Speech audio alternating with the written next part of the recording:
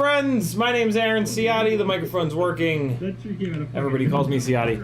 That was a good one. Easy, easy, easy, easy. There we go. Thanks for coming. It's giveaway, Monday giveaways and Q&A and mailbag. Got a bunch of stuff here that we're going to talk about. And if we have time, we'll do a little bit of work over here to the Glide Basher, always first freestyle rig up in the sky, kick the hell out of it, you know, that we've been working on for the last like week or so. Bob Noxious was first in the chat. Grizz FPV was next. Freeload, Riot 9, Diminished, Jackalope, Kevin Summer, Scott FPV, Raven 187, Frank Nicholas, Freeload, Joe Patio Patterson, Josh Robertson, Jeff Catcher, Chris Mel, B-Man, Joey T, Richard, Dylan, Merck, Ram, Donko, Adrian Glesser, JT Custom Knives. If you want me to read your name as fast as I possibly can, you gotta say hello in the chat nice and early. It also helps to tag me if you type if you type CiottiFPV or @CiottiFPV in the chat, it will light up an orange like you just saw, and then I'll know that you're talking to me. Bob Noxious said, "What's up?" Grizz said, "What it do?" CiottiFPV and Gangle Squad. Freelojo says, "I'm number 3. B-Man tagged me and said, 'Yo, brother.' Dylan Merck said, 'We are here now.' Christopher Young with a $22 super chat. 2 2s for the 2. Let's get that shit updated. 6 goes to 8. 7 goes to 9. I can do math. Thank you, Chris. Very cool of you. The 2 will be mine soon enough. Free Range Chicken saying howdy all, and CiottiFPV. Christopher Young saying what's up. Never did grab my charger. God damn it. Yeah, it's right by, it's right by the door. I put it by the door in hopes that I'd remember to give it to you. Carbon Cage says, "What's cracking ball sacking?" Scroll, scroll, scroll. Oh my God, I'm caught up on chat. Look at us go. This is a Q&A stream. Feel free to drop those questions in the chat. And we will talk about them. We're going to do giveaways at roughly 11 o'clock, as we usually do, which is 50-ish minutes from now. As a reminder, this is my full-time job. Hopefully, CiottiFPV.com is working for you. This is what it looks like. Patreon helps me out the most. Here's links to my YouTube and Instagram. Lots of cool shit going on over on Instagram. If you're not following me on Instagram, you're missing out. All of these cinematic gigs that I'm flying, I'm putting stories up for them, and it's just wild. I flew for Big Boy, yep, that Big Boy, Lexus, and Masego yesterday. And then tonight, right before here, actually, I'm a little frazzled. Look, I'm wearing actual pants. I'm wearing actual shorts. Because I did a quick little gig at a really famous college here in Georgia. So yeah, jump on the Instagram to get the inside scoop on the many things that are going on. Etsy with some stickers and some hardware. Fiverr, a bunch of shit going on. T-shirts on Teespring. FPV Exchange is an amazing website. If you guys are doing any orders on any of these websites and you hit my affiliate link before you check out, I'll get a percentage, 1 to 6% of your order, or you can just replace your bookmarks with these affiliate links. FPV Cycle, Amazon, Get FPV, Oh My God, FPV Crate, Banggood, Camera Butter, AliExpress. If you want to do a super chat but you don't want YouTube to take 30%, there's a PayPal Me button here, link to the CiottiFPV Facebook, link to FPV Therapy, which is a Facebook group that I created a little over a year ago for those of us with mental illness issues that also fly FPV, to get together and just try to make it through every day. It's not a group to post your flight footage. If you do, I'll leave it for a day or two, but then I'll delete it. It's a spot for, you know, posting links to healthy gamer videos that might have helped you out, or hell, like a meme that you saw that really struck a chord with you, or hey, I'm struggling and I'm thinking about doing something stupid. Is anybody out there? We've got a couple of those posts, and the response is always amazing. And the people that are going to respond are the people that know exactly what you're going through, that have been there. So yeah, FPV Therapy over on Facebook. Great little group. If you're in the terrible community with me of people with mental illness issues. Link to the Discord channel. By joining the Patreon, you get full access to the Discord channel, and then BattleBots info if you need a good laugh. This is what the Etsy store looks like. Lots of cool stuff going on over there. A bunch of stickers, a magnet. This is over on Fiverr. FPV flight instruction, flight coaching via simulator. 100% electronically over the internet. Tuning. I will teach you how to tune while we tune your stuff, so that hopefully you don't have to come back to me. I like to try to get people educated enough about what I'm doing in the tune so that they don't have to come back. They can just adjust the tune on their own. And then this is build planning here. Spec out the right parts so that you stop buying components that catch on fire or don't work, because that's a complete waste of money. Also working together with FPV. He's doing flight editing, flight footage editing. Roomy Tim is doing FPV mentoring. Work with these guys. They're killing it. They're really doing a great job. This is Teespring. Speaking of Remy Tim, in tonight's Super Chat giveaway, Remy Tim is going to buy the winner one of the shirts, whichever shirt they want in whatever color and size that they want. So yeah, this is the Teespring store. This is the new design by CMYK FPV, Kill All Carbon. All of you car nerds will probably recognize that from Hoonigan. They have this, but it says Kill All Tires. Fuck tires. We be killing carbon. Hi! I don't know. Doom239 says, what's up? B-Man says, definitely recommend pants when you do gigs for sure. It's a good look. Gamma Gonad with an $11 super chat. He says, make that a round number, bud. Gamma Gonad, thank God for people like you. We've got an even number. Look at us go. In 10 seconds, someone will do another super chat for an odd number. 10, 9, 8, 7, 6, 5, 4, 3, 2, 1. All right, maybe not in 10 seconds, but somebody will. Gamma Gonad says, car fun, thank you much, brother. Frank Nicholas dropping the link to CiottiFPV.com. Riot9 says, any tips to focus an FPV camera? I just can't ever get them back as good as the factory, even close. Been raging out in the field as of late. Yes, Riot9, actually, I do. Let me show you the trick. There is, like, this is one of the few things that there is, like, an actual trick to. So, your FPV camera is going to have a locking ring. That's this grooved bastard here. So this is the locking ring here, and then it's got the threads on the actual lens. So the trick is and I'm not going to do this because this one is focused, but you back both of these off. You back the locking ring off and you back the lens off. Then you very, very, very lightly tighten the locking ring. Just barely. The locking ring is pushing against the body of the camera, right? So you just super, super, super lightly, almost non-existently tighten this locking ring down. Then you put your goggles on and you just sit here and you spin the lens. And what I like to do, I like to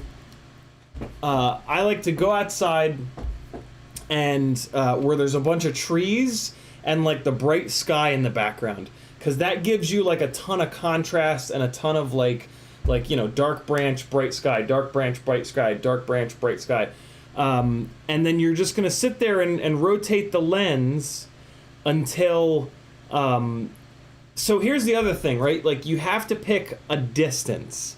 For me, when I'm on my front, like the back patio or like outside the front door, I've got like a bunch of trees and branches that are 50 to 100 feet away.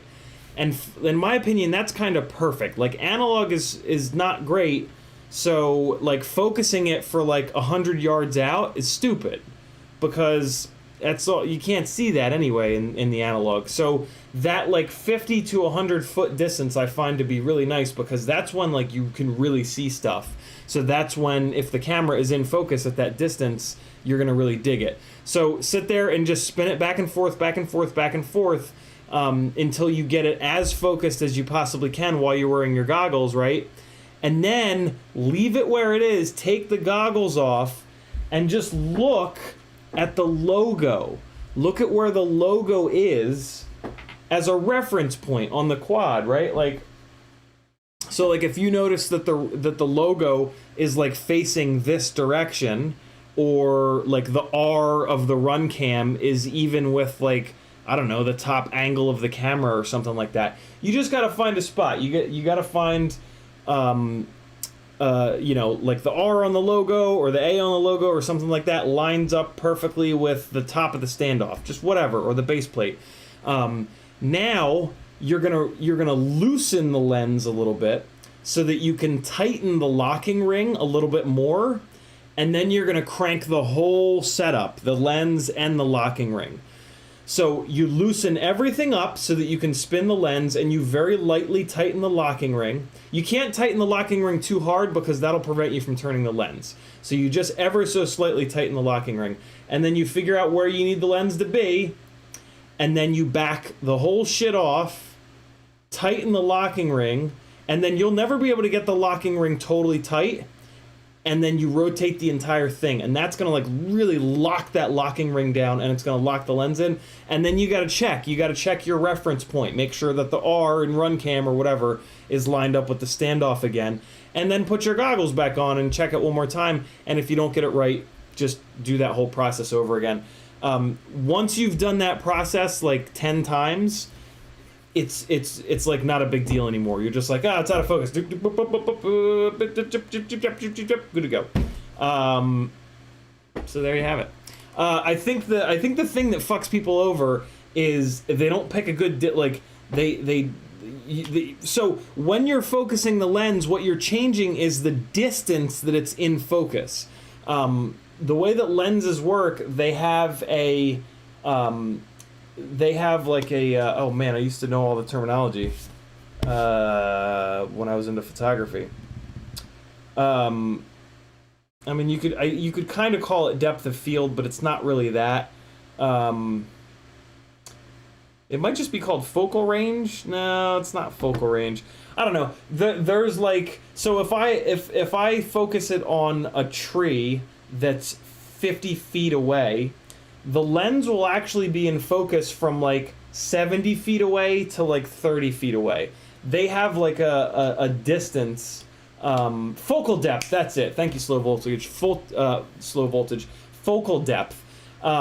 So you don't need to get it perfect, but if you focus it for infinity, which is basically the clouds, if you point it up in the sky and then you focus it perfectly on the clouds that are 1,000,000 feet away, it's not, you're going to be flying around, and when stuff is 3 feet away, it's going to be totally blurry. So that, I think that's what screws most people up, is they don't realize that you need to focus it at like a point that makes sense for that quad. And that's something else to remember, right? Like my Cinewhoops are focused much shallower. My Cinewhoops are focused for like 50 feet because they only go really slowly. Whereas my 5-inch rigs are focused out at like 100 feet or so. You know, a little like tiny whoop, maybe you would even focus that for closer. Maybe you would focus that for like 20 feet because you're going to be flying it in the house. So just kind of keep that in mind. And then, yeah, make sure you use that locking ring. If you don't use the locking ring, it'll just vibrate right out of focus. It's a really good question.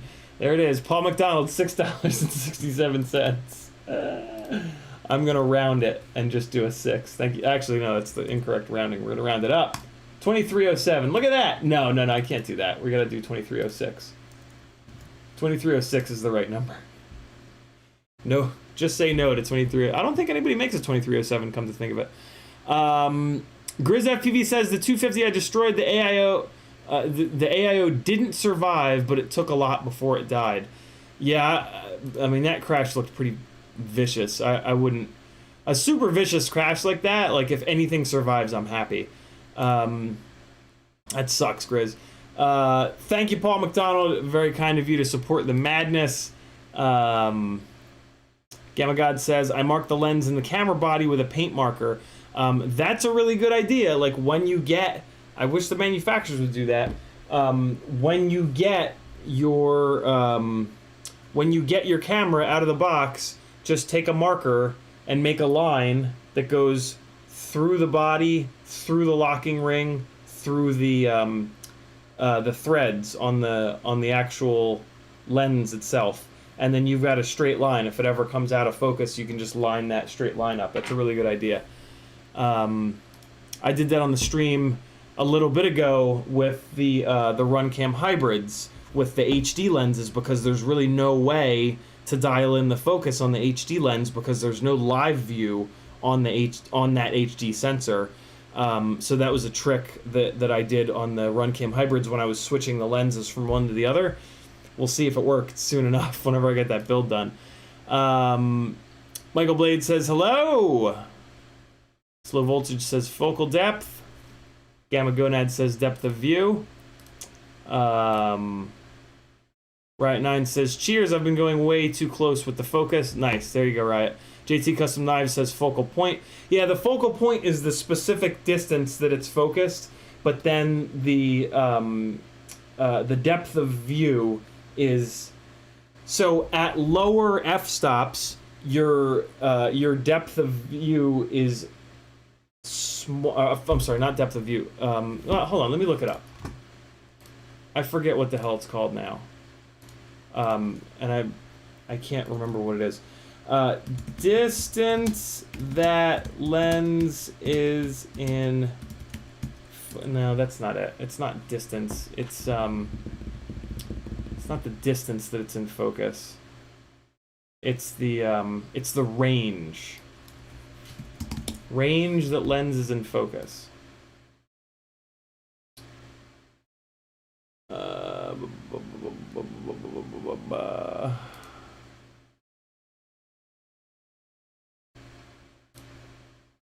Focal length. No, it's not focal length. And it's been a long time since I was like heavy into photography.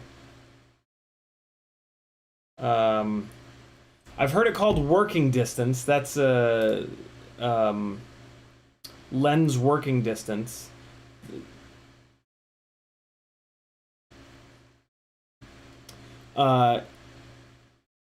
Whatever. It doesn't matter. I'm going to let it go, because in life you need to learn how to let things go. Kevin Summer says, let's make that number right. Oh shit, is it going to go to, what's it going to go to? 14. 2320. Thank you, Kevin.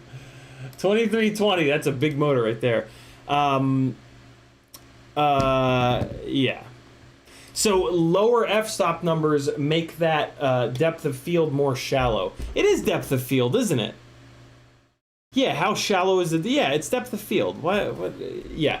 So a lower f-stop number on a DSLR, for example, well, on any camera, a lower f-stop number opens up the iris in the lens, lets in more light, but unfortunately that distance that the lens is in focus shrinks. So you'll have like a razor thin depth of field where like, so if I was to switch this lens, I run this lens at roughly, I want to say like f3.5, which is like sort of somewhere in the middle. Wide open is usually considered like f1.8 or 1.2. If I was to do that, if I was to put like a prime lens on here that opens all the way up to f1.8, for example, and if I focus that on my eyeball right now, my like ear would be out of focus. And like, that's like a look that gets kind of overused. If you guys ever hear of people talking about bokeh, B-O-K-E-H, bokeh is basically out of focus blur. So I have like a little bit of out of focus blur going on, for example, right? Like the lava lamp is not totally crisp. You can't see that this little sign says CiottiFPV. So I like to have a little bit, because what it does is it separates the background from the subject, right? And it basically like discourages you from looking back here because it's out of focus, and it encourages you to look at what's in focus, right? This is one of the things that you do in photography with a lot of the different manual settings. You use your manual, I mean, you should. A lot of people don't. A lot of people use the manual settings just for it to look cool. But what you should be doing, in my opinion, is that you're using the manual settings to move the viewer's eye around, right? Like if this was a still image here, the whole point is that I'm trying to get your eye to look at my face. I don't want you to be distracted by the shit that's going on in the background. So you use your shutter, and then you can also do the same thing with shutter speed, right? If you've got a scene with some motion in it, right? Like the lava lamp is moving around a little bit, right? So if I wanted, for whatever reason, I wanted to blur out the lava lamp even more, I could run like a very slow shutter speed, leave it open for like a second. I would have to stay really still. But then the lava lamp would be all blurry. I would play around with that a lot when I was shooting motorsports. And you can do panning shots of the car, and if you keep the car dead center in the frame, but you pan with him as he goes by, the background will be all blurry, so the viewer's eye won't go to the background to see the, crazy person doing a handstand, and their eye will be drawn to the car, which is crisp and in focus. Interesting conversation to dive into in the beginning of the live stream. But yeah, there you go. There's a long answer to a short question. I mean, there wasn't even a question, I don't think. Freelojo says, I've been bouncing my Roma F-35 around. How you like it, Freelojo? Slow Voltage says, shit, it's focal length. Kevin Smith says, that's depth of field. Richard says, wish manufacturers would make camera mounts that can flip to fit mini camera on one side and nano cams on the other side. Wouldn't be hard to just redesign the camera cages. Yeah, I really wish that these manufacturers would ship multiple camera cages. So I'm with you there, 100%. I feel like that's a big missed opportunity. Slow Voltage says, how do I do multiplayer in Velocidrone? I have the latest version that opened up micro and X-Class rigs and course, but are there just not a lot of cats on the East Coast servers this late? One of the problems with Velocidrone, Slow Voltage, is that if you're not on the same version, you won't show up, and vice versa, for anybody else. So like, if you just downloaded the latest version and nobody else is on multiplayer on the latest version, you're not going to see any of them.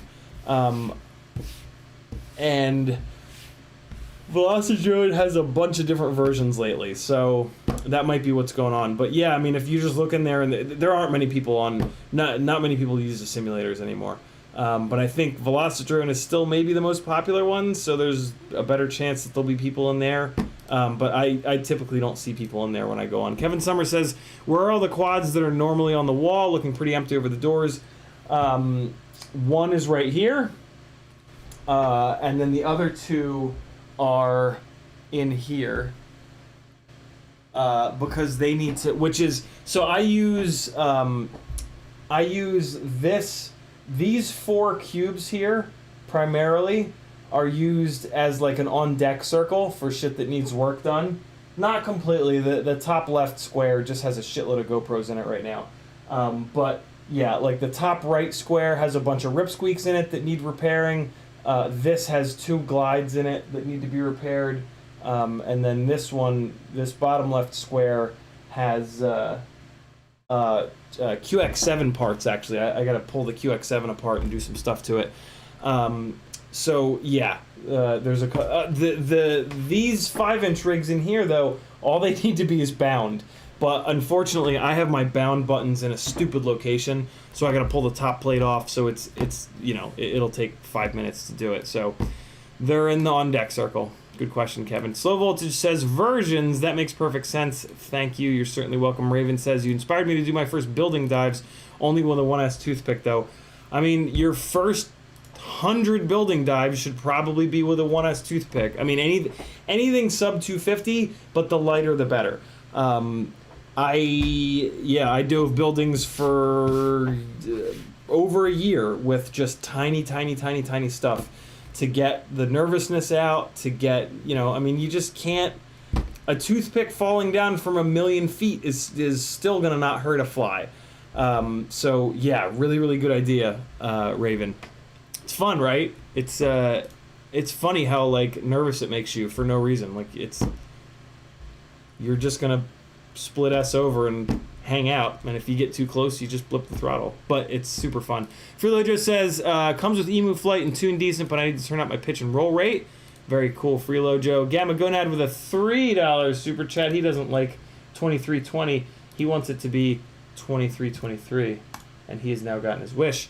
Thank you for the support, Gamma Gonad. Friendly Nomad says, nice to see you. Do you choose Ripsqueak OG or Ripsqueak V2? I haven't actually flown the V2 yet, but I do like the frame. I don't think you can go wrong with either one, but I guess if I had to choose, it would be the V2 because it's a little bit longer, which gives you a little bit more space for the camera up front. But they're both really, really good frames. I don't think you can go wrong with either one. Demenis says 1207, 1607, or 1804 for a 3-inch Ripsqueak V2. Finally got the frame. Demenis, that's a really good question. So motor, like small motors, let me take a step back from that. Motor sizing is 4 numbers. In this case, Demenis is asking about 1207, 1607, 1804. So we've got a 1207, we've got a 1607, and an 1804. The 12, the 16, and the 18 are the width of the stator. The 07, 07, and 04 that he's asking about is the height of the stator. Little tiny motors that are 7 millimeters tall, in my and most people's opinions, don't perform very well, and they get very, very, very hot. So basically you have a motor where if you go full throttle, you get like the full amount of power for like a split second, and then the motor's heat soak and the amount of power drops drastically. So you end up with a motor that has like a very, it's kind of all over the place. It's like, you know, it's almost like a turbo car. Like the reason that I don't like turbo power plants on cars is that if I put the gas pedal down to like 37% throttle, the amount of power that I get is going to change. As the turbo builds boost in the system, the power is going to go up. So if you're like if you're in like a corner trying to balance the car on the throttle, and you give it 37% throttle, and that's the right amount of power for that split second, it's then going to change and start making more power. Well, these tiny little motors that are really tall are the opposite of that. If you give it full throttle, you're going to get a bunch of power, but then you're going to get less and less and less and less. And then the motor's going to stay saturated for a little bit. So if you have to like go full throttle and then back off and then go full throttle again, the second time you go full throttle, you're not going to get the same amount of power as the first time. And that's not good. So yeah, that's something that I really stay away from. Gamma Go and I says supercharge it. Yeah, it's one of my favorite. Like my favorite power plants are always supercharged. Typically with centrifugals, although roots and twin screws are nice, but they don't make good ones for Miatas. And the centrifugals just run cooler, and there's a lot of other benefits. But so yeah, whenever you see a small, basically anything smaller than like a 22, like a 2207 is going to be fine. A 2306 is going to be fine. But when you get down to these smaller motors, that stator height needs to shrink. So with like with a motor that's for like a 3-inch rig or a 2-inch rig, you want to see a stator height that's like 5 millimeters at the most. Typically 4 millimeters is a really good number. So of those motors that you asked, Demenis, the 1804 is going to blow the 1207 and the 1607 out of the water. The 1607 is actually going to make more power than the 1804, but it's going to overheat, and it's also going to mangle your batteries. 1607 is a gigantic micro motor. That's going to make like a horrendous amount of power. It's actually going to be really hard to fly. It's not going to be a good freestyle motor. It's just going to be a good like hurl yourself into the clouds and then wait to come down kind of motor. So yeah, 1804, of those 3 options, 1804 is going to absolutely slam. All that being said, 1804 is an awful big motor for a 3-inch Ripsqueak. That's going to be like a very powerful setup. I prefer the Ripsqueaks on 1505s, 1504s, 1306s. The 1306, I can feel it saturate, but it's a 9x9 mount base. Now that we've got the 1504, that kind of covers that, but the 1306 makes more power than the 1504, so I still kind of like the 1306. I wish it was like a 1405. I would really, really like that. But I digress. Freelojo says backfire system keeps the turbo spooled. It does. It also destroys the turbo though. Back in my day, it wasn't called the backfire system. It was called anti-lag. And basically what it does, for anybody that hasn't heard of it, is it just dumps fuel into the turbo, and then the turbo acts like a jet engine, and it combusts the fuel and it keeps itself spinning. When it does that, the turbo gets mega hot, to the point where a lot of times the turbos will start glowing, and that's really hard on them. You won't get 100,000 miles out of a turbo that way. You'd be lucky to get 50,000. And in my old age now, reliability is key. Old heads. Let me get an amen to that. Velociraptor Foil says, sent you a little something over at PayPal. Jesus, my brain. Velociraptor Foil knows what's up. If you do the PayPal thing, always tag me and give me a heads up. Velociraptor sending $10 over on PayPal so that the evil YouTube and Google drug lords don't steal 30% of it. Thanks so much for the support, Velociraptor. Very, very kind of you. DRL sent me an email. Look at that. Race Day Quads got some weekly deals. Let's see. Is there anything good? A free gift card with purchase. Ooh. Jesus. What? $140 gift card if you buy a 7-inch. Wow, they're having trouble selling these iFlight 7-inch Chimeras. Free $90. Jesus, they're not selling Beta FPV 95X V3s either. There's some deals here. Okay. I don't know. I'm sure you all got the email. All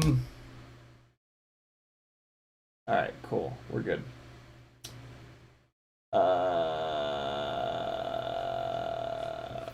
Greetings, cretins. Freelojo says only good for hill climbing. What's that? Turbo cars, Freelojo? I actually really. That's actually. It's funny. That's the one. Like, that's where I really don't like turbo cars is hill climb stuff, because you have no runoff, right? Like, you die if you fuck up. So you can't. You got to run at like 8/10 because you don't know how much power you're gonna get next time you put your foot down. Thanks again, Velociraptor. Very cool of you. Slow Voltage says FPV cycle 13 to 23 millimeter stator motors are now in stock. They keep me in the zone most of my flight time. Yeah, the FPV cycle motors are fantastic, and Bob just got a shitload of them finally. So if you need them, go get them. He should have enough to keep them in stock for a while, but no guarantees, of course. Family Guyver says, I noticed that very thing on my Gep RC rocket that carries my air unit. Came with 1204s, 2.5-inch props. Feel that too small motors get super hot. So, Family Guyver, what I think you're actually feeling is less because the motor is too tall of a stator, because a 1204, like that 4mm tall stator, is about right. What I think you're feeling is that it's just too small of a motor. 2.5-inch tri-blades really like a 1304, or better yet, a 1404. I think what you're feeling is that the 1204 is just too small of a motor, which can lead to the same thing. When it's too small of a motor, you're going to be at like 60-70% throttle all the time, and typically that's a little bit too much. That's kind of just asking too much of a motor. And then the whole stator volume, right, the 12 and the 04, is not enough to keep cool with the amount of heat that gets produced at like 60% throttle all the time.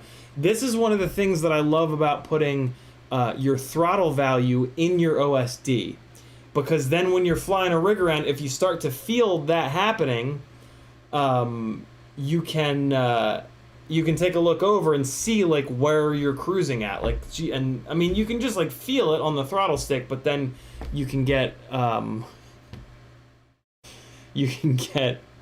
damn it, Gem Fan, you can get an idea of what's going on and then put a bigger motor on.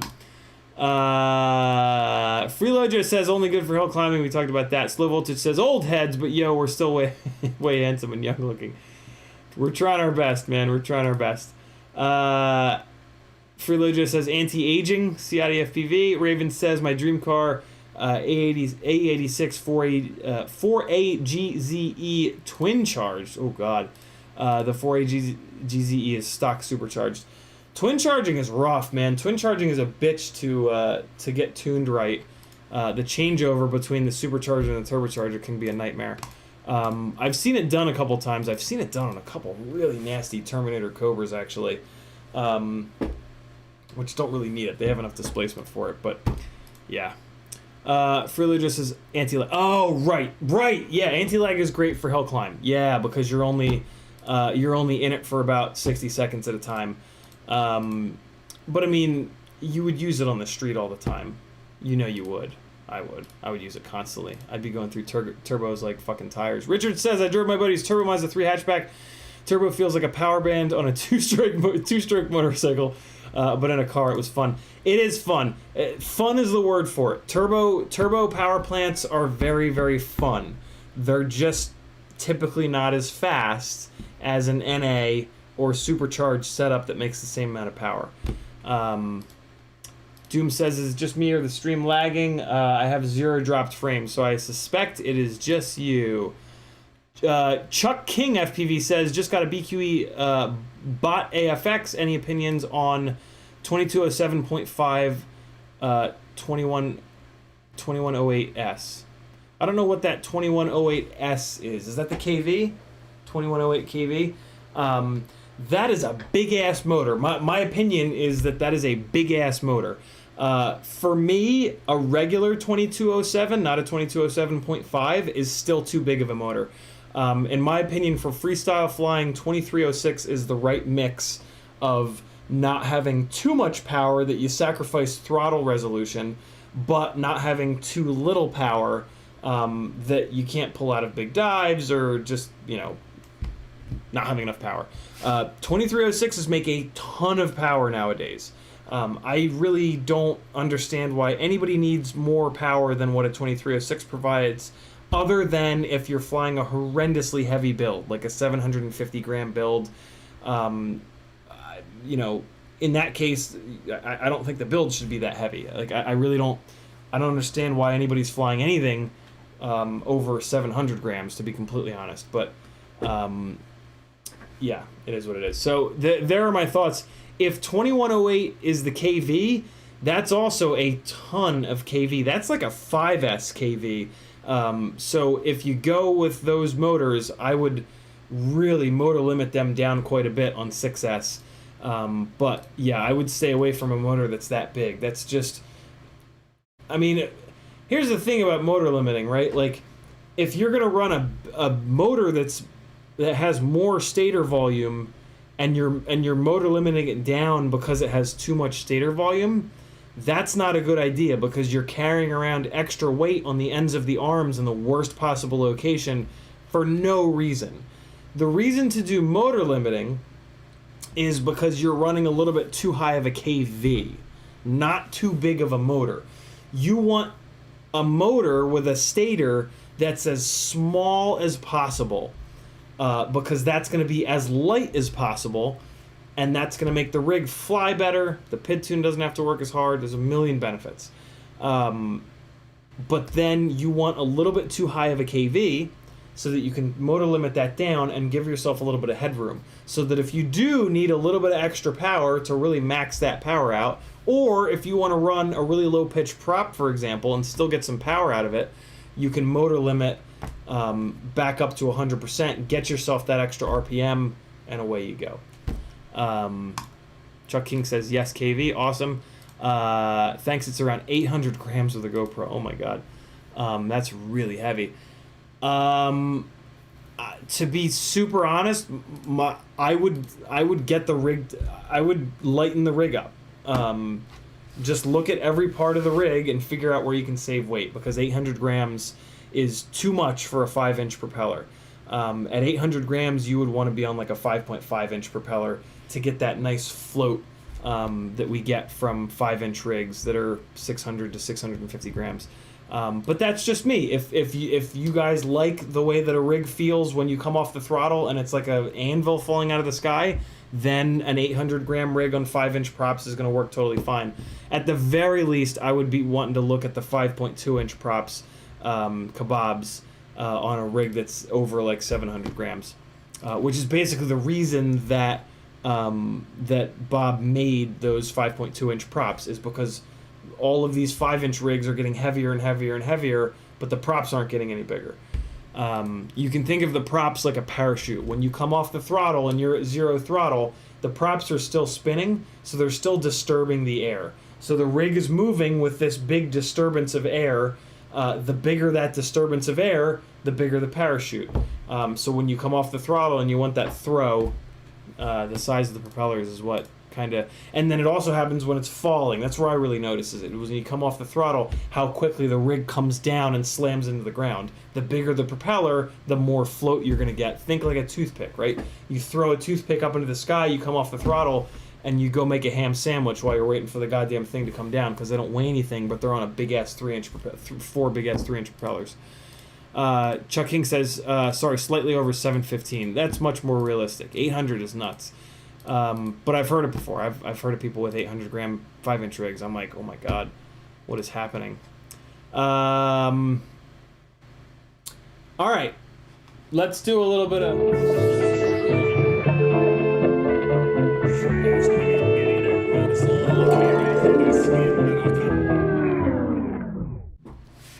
I shamelessly stole that from Mighty Car Mods. Go subscribe to Mighty Car Mods. Marty and Moog are amazing people, doing great things in this world, and they're one of my favorite YouTube channels, so go give the boys some love. This is a little bit of mailbag. I'm going to be doing a bunch of Ripsqueak builds, and before the chip shortage fucks us over any worse on the cost of flight controllers and here's a question for you guys. So from what I've seen so far, it looks like the chip shortage is only really affecting the prices on ESCs and flight controllers. I guess because I think the chip shortage is on ARM chips, and I guess the flight controllers and the ESCs are the only components that we've got that have ARM chips on them. Or all of these manufacturers previously are sitting on so much stock in cameras and VTXs and I mean, obviously motors aren't going to be affected, but that they haven't changed their prices yet. But yeah, I wanted to snag some 20x20 stuff for a bunch of Ripsqueak builds before, because apparently this chip shortage is going to go on for like another year or two, and it's only going to get worse and worse. So I snagged a bunch of stuff. I resisted the urge. Typically what I do is buy the same thing over and over and over. I find something that works, and I just buy it over and over and over again. Since these Ripsqueaks are going to be kind of like experimental, smash 'em up sort of builds, I figured it was time to... And because most of the components that I've been buying over and over and over again are now discontinued. It's one of the things that I really hate about how quick the cycle is of tech in this hobby, is that like by the time I find an ESC and a flight controller that handles a shitload of really hard crashes, it's discontinued. So like my section down below in the description has a bunch of like discontinued shit in it, and that's not great. So I got a bunch of random shit. Let's look at it real quick here. This is a Mamba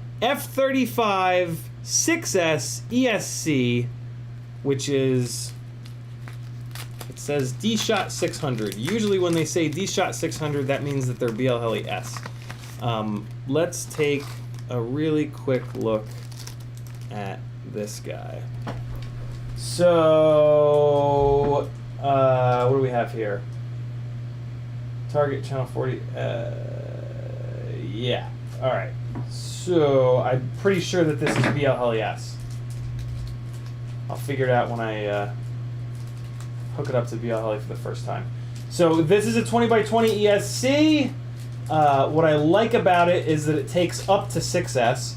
I'm continuing to kind of test with 6S. I really don't think that it's a good idea for micros.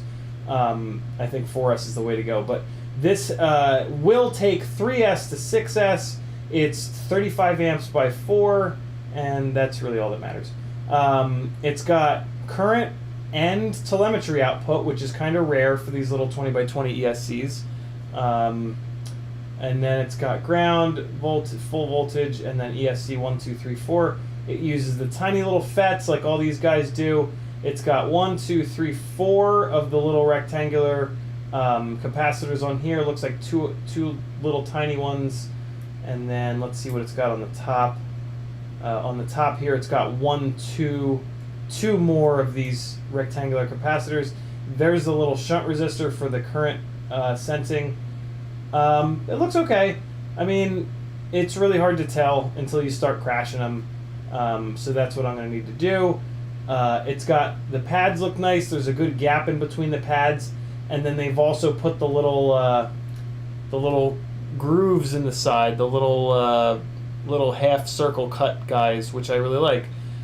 So yeah, this might be a good ESC, or it could catch on fire and burn the house down. But hopefully not. So yeah, we'll give this one a shot, and it comes with it comes with a big capacitor, 35 volt 470 UF, and then it comes with a plug-to-plug plug header, and then a plug-to-bare wire plug header, which is kind of nice. I like that. So yeah, we'll give that a shot. Next up is F722 Mini Mark II flight controller, also from Diatone, under the Mamba name. So what do we got here? Oh yeah, so this is a flight controller that I already have some experience with, and I'm kind of impressed by it. So this is a flight controller that I have on the it's been down for a long time, but on the like test platform glide, and it's held up. It's held up totally fine. I think it's kind of insane that they have this huge area on this thing with like no components whatsoever on it here, but you know, whatever. It's got an MPU 6000 gyro, which I really like. It's got all of the pads on the outside here, which is kind of interesting. I mean, there's a couple pads on the inside, but yeah, a lot of pads on the outside, and they are kind of close together. Give you guys a quick look. So yeah, all the pads are on the outside, and they're very close together. It's the only thing I didn't really like about this flight controller, but there are worse things in this world. So yeah, I'll put this on a micro. We'll see how it is. I don't know. The pad layout might be a little bit of a pain in the ass, but whatever. It'll be all right. So I'll probably pair those two together. I'll probably pair that ESC with this flight controller. Chances are the plug-to-plug cables will jive between the two, which will just make the build a little bit easier. I won't have to make a cable like you guys usually see me do. So there's that. We've got one more Mamba thing. This is the F3 Mini D-Shot 600 4-in-1 ESC 30 amp, which only goes up to 5S, which is totally fine. Again, I have not seen any benefits in going north of 4S on micros, even on Cinewhoops. So yeah, having these go beyond 4S is, for me, it's just for testing purposes. So here we go with this guy. We've got the same output, current and telemetry. Man, that's cool of Mamba that they're doing that. A lot of these little micro ESCs will only have 6 outputs: ground, voltage, and then the 4 ESC channels. Just trying to get this little sticker off here. It appears to be the exact same layout. Yeah, it's the exact same layout as the other ESC. It's just got smaller, it's just got lower voltage FETs on it. I'm sorry, lower amp rating FETs on it. And it's got, it won't go up to 6S. Here's something that I really do like that these guys are doing. They put the VBAT, ground, motor 1, 2, 3, 4, current, and VCC on pads. Most of these little ESCs, you have to use the plug header, which is fine. Most of us use the plug header anyway, but if the plug header blows up or something like that, having these pads down here is really, really nice. Or if you're doing a build that needs to be like absolutely bulletproof at all costs, like no bullshit ever, ever, ever, ever, ever, I would actually use the pads rather than the plug header, because these plug headers are shitty, basically. Look at this nice little frosted bag they put this one in. I'm saving this. Ooh. Ooh. Ooh. Feels good in the fingers. That's what she said. Alright, so there's the Mamba stuff that I got. I also got a Cakute F7 Mini V3. Take a quick look at this fella. Oh yeah, so this is kind of interesting. It's got an MPU 6000 gyro, which is the main reason that I got it. The pad layout is kind of weird. All the pads are on the outside, and they're all little through holes. You don't have to use the through holes. You can just dump a bunch of solder in them and use them as pads. But yeah, the layout on this is kind of crazy. So we'll see. We'll see how it works with the build. But again, it's got an MPU 6000 gyro, which is really the #1 thing, in my opinion, that you're looking for when you're buying a flight controller. So this is set up to work with an air unit. It's got the second plug header here and a specific little air unit cable. I won't use that, obviously. But yeah, we'll see how... We'll give Cakute a shot. And the last thing that I got is an Ori 32 4-in-1.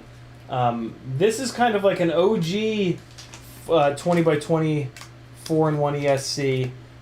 Back when everybody was trying to use these tiny little 20x20s on 5-inch rigs. I remember a lot of these things were blowing up on 5-inch rigs with like big powerful 2306s. I did not get it for that. I got this for micros.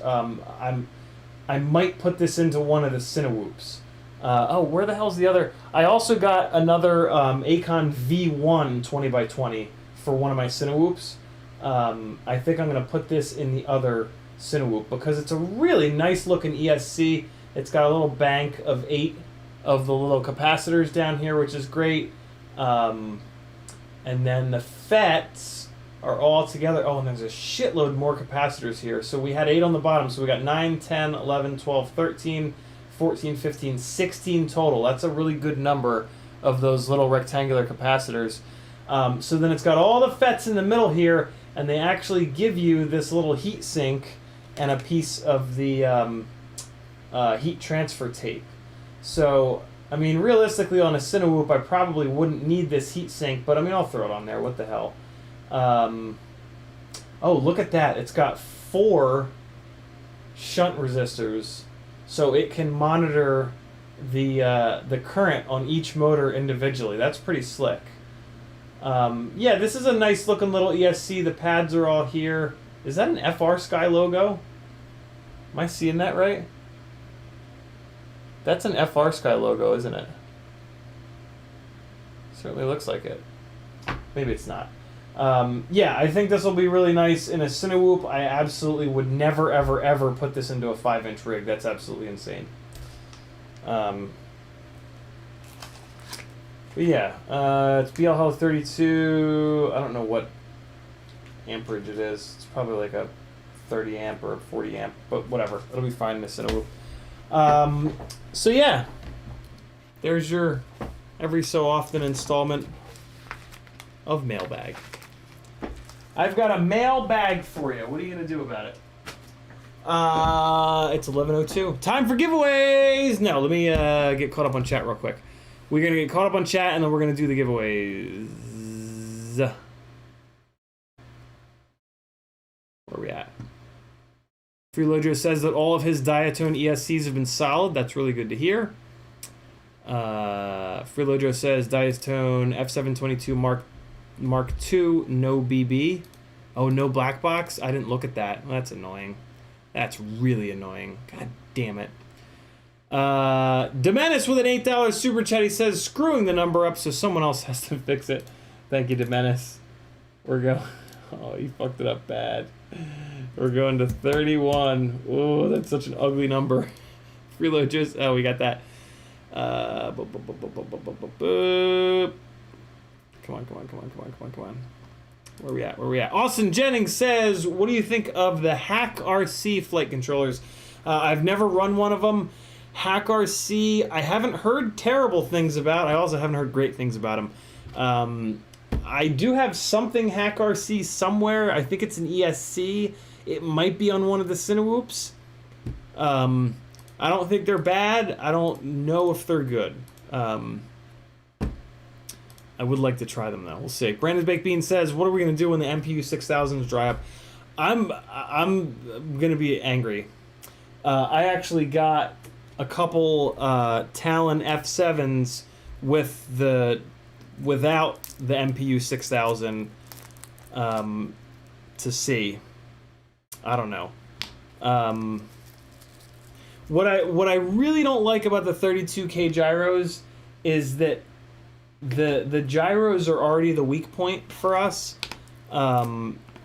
because when we start smashing these things around, the gyros get the shit beat out of them more than anything else other than the BEC, it seems, on these flight controllers. And I can't see a world where a 32K gyro is as durable as an 8K gyro. The gyros on the inside have these tiny little fingers, and the fingers wobble around. On an 8K gyro, the fingers are wobbling around 8,000 times a second. On a 32K gyro, they're wiggling around 32,000 times a second. So, like, yeah, they're just gonna wear a lot faster, and that shit's annoying. So yeah, when the MPU 6000s are all gone, it's gonna be bad. If I can find, one of the other things that I'm hoping for is that I find one of these flight controllers that I like maybe that Cakute F7 I like, right?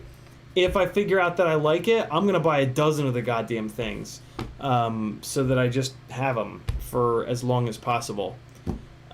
Because yeah, there's gonna be a point where the MPU 6000s completely run out and we cannot get flight controllers with them. And I'm not really convinced that we will ever get another gyro that's as good as the MPU 6000, mainly because the gyros are being, like, we can't get a gyro made for us, and the MPU 6000 is, I feel like, the closest thing that we're ever going to get to a gyro made for us. It just doesn't benefit us to go beyond 8K. It's just garbage data. That has been proven over and over and over again.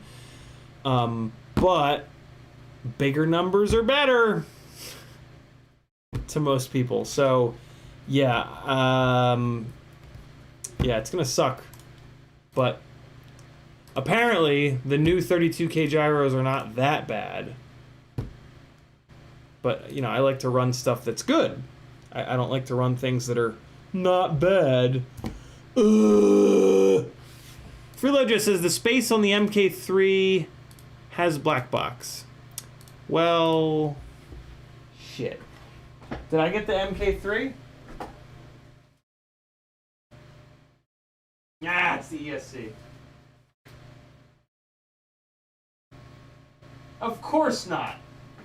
I got the Mark II. Well, god damn it. I forgot about that. JT Custom Knives says, I'm running a Beta FPV Toothpick 35 amp AIO BL32 F722 on my 250 and it's been amazing. Are they good or am I just lucky because I'm wanting to stock up on replacements? Beta FPV constantly gets shit on for reliability. That AIO is probably relatively new because it's an F7, it's BL32, so maybe they're getting their shit together. I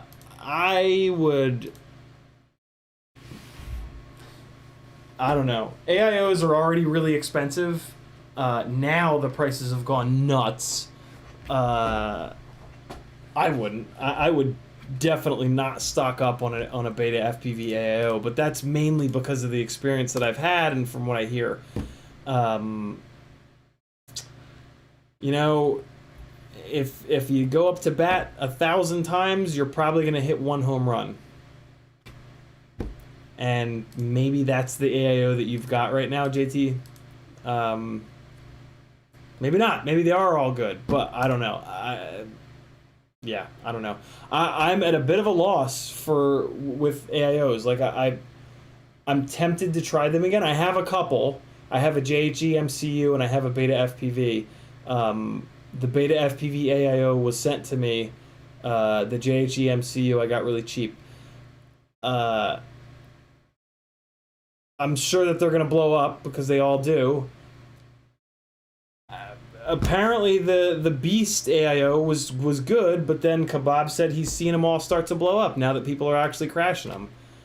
So I don't know. I'm at a total loss for AIOs. I have no good like data for you guys on what AIOs to get, unfortunately. Other than on Tiny Whoops, 1S Tiny Whoops. Gamma Gonad says I fly 5S in the Cinesplorer, sometimes less washout when dropping altitude hard.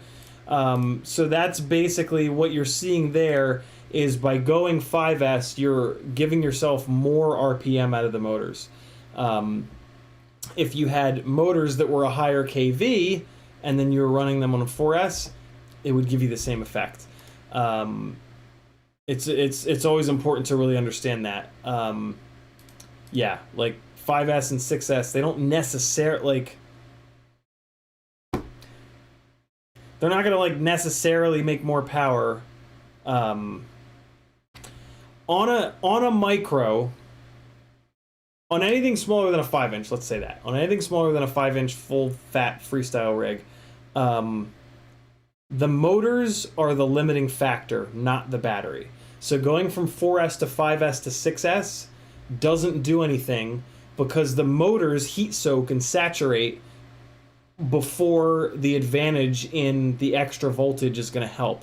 Not to mention that the motors don't pull hard enough on the battery to get any benefit from the higher voltages. So whenever you feel like you're getting on a smaller than 5-inch freestyle rig, when you feel like 5S or 6S are better, it's placebo. It's that you know you're artificially bumping up the kV of the motor, or I mean that's really it. That's really what it is. Unfortunately, a lot of the motor manufacturers are dumping their KVs down really low so that you kind of have to go to 5S and 6S, and that sucks because the tiny little ESCs blow up way more frequently on 5S and 6S than 4S. So yeah, it's a bit of a shit show at the moment. Hopefully the motor manufacturers get their heads out of their asses and crank the KVs back up on these micromotors, but I don't think they will because the hype train is all that matters, and you know the newest thing to come out must be the best, right? Brains Baked Beans says, "Wow, those FETs are packed on that ESC." Yeah, I know. I assume that's why those were blowing up on 5-inch rigs. Scrolling. YouTube just did the thing. Scrolling back up.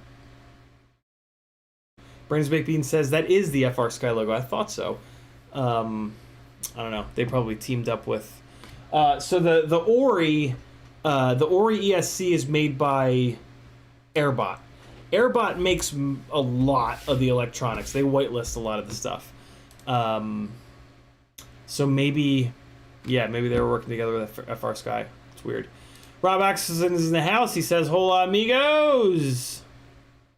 I pronounced the H a little too hard. It's hola, amigos. There we go. Gamma Gonad with a $19 super chat. Gamma Gonad, thanks for the generosity tonight. God damn, you are a machine. 2331 goes to 2350. Thank you, brother. Very, very kind of you. Everybody go jump on Gamma Gonad's channel and give him a sub, or else there will be a fist fight up in this bitch. Gamma Gonad FPV. I spell that right? There he is. 4 subscribers. Get out of here with that. And he's got 2 edits up. Alright, we're getting Gamma to like 20-ish. If Gamma Gonad is not at 20 subscribers tonight, I'm gonna kill you all. With fists of fury. Simpsons style. Whirling fists of doom. Slow Voltage, thanks again, Gamma Gonad. Very, very cool of you. Slow Voltage says, agreed, the components that work is the one I buy many of. I have a stock of Caddx ant lights. Nice, Slow. Richard says, that was an FR Sky symbol. I just looked it up. I thought so. Slow Voltage says his MK2 has black box. Okay, there's some hope. I'll check it out once I get into beta flight with it.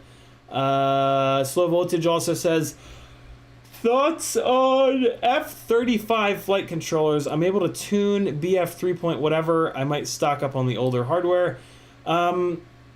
I mean, Betaflight 3.5.7 flew really decent. My main issue with F3 flight controllers is that you're going to sacrifice RPM filtering, and RPM filtering is a really big deal. So I've seen a bunch of F4 flight controllers really cheap. So I would say do that. I would say spend a couple extra dollars and at least get an F4 flight controller, because then you can run RPM filtering as long as you turn your PID loop down to 4K and D-Shot 300 instead of D-Shot 600. Neither one of those things, according to the devs and the black box geniuses, affect flight performance negatively in any way. So, yeah, you could kind of make the argument that we should all be stocking up on F4 flight controllers and just run. But the problem is going to be that with Betaflight 4.4, they're going to continue to push it, and those F4 flight controllers are going to get like effed. The lava lamp is not heating up. Yeah, you're right. It's been an hour and 15 minutes. It's sometimes the wax will settle weird and it'll take forever to heat up. It does take a while. I can see a little bit of motion, but it's out of blur. It's out of focus, so you guys can't really see it. Where the hell was I? Kevin Summer, there we go. Says, have you tried the Maytech F7 722 Mini SE? I have not. I have a few for upcoming builds. Feature-wise, they check all the boxes for me. Maytech has a good reputation. You use their stuff, right? I did, yeah. I ran Maytech F411 flight controllers for a long time, and they were really, really good. The store that I bought all of these from, they must not have had that flight controller, because I would have gotten it. So next time I do an order on Pyrodrone, typically, or Get FPV, if they have that Maytech F722, I'll probably pick one up. Especially if it has an MPU 6000. At this point, every time I do an FPV order, I'll be getting every single 20x20 flight controller that company has that has an MPU 6000 on it. Like one of each, because I want to find like my perfect flight controller again. So yeah, YouTube did the thing. Gamma Gonad says easier to swap out batteries versus motors. Very true. Very, very true. Not saying... Gamma also says, not saying 5S is better, just saying. Yeah, totally.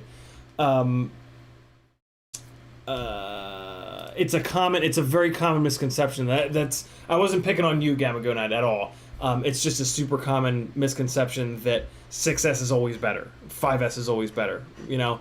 And with micros it isn't, but again, with these goddamn motor manufacturers making the KVs so low, like, there's like 2004 motors that are high enough KV on 4S to pick up like a Hero 9 or a Hero 10.